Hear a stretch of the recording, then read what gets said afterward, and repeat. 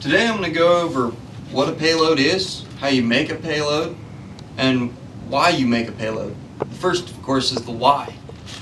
You make a payload because you're wanting to fly something up into space, or the very reaches of it at least.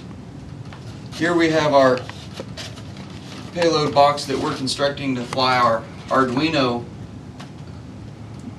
data logger. In the long run, we're going to have a 3G shield, on here that will beam live information and data back to us on the ground so that we can check it out.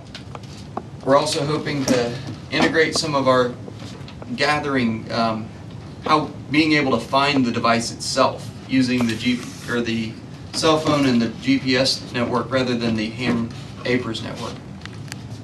So what Cole, another fellow in the HAB group, did was he took and constructed this box of some pretty thick foam.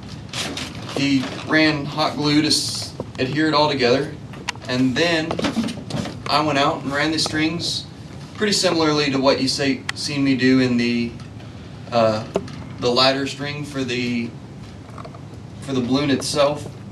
And then I took and on each corner I taped it to it, and then I ran tape around all the corners, made sure that I did a really good job of adhering everything together, making sure these strings are tethered to the box, and have several layers over them. So if they get to pulling, they don't just have to rip through one layer, because it's pretty easy to shear duct tape in one direction or another, but they actually have to shear it through multiple layers.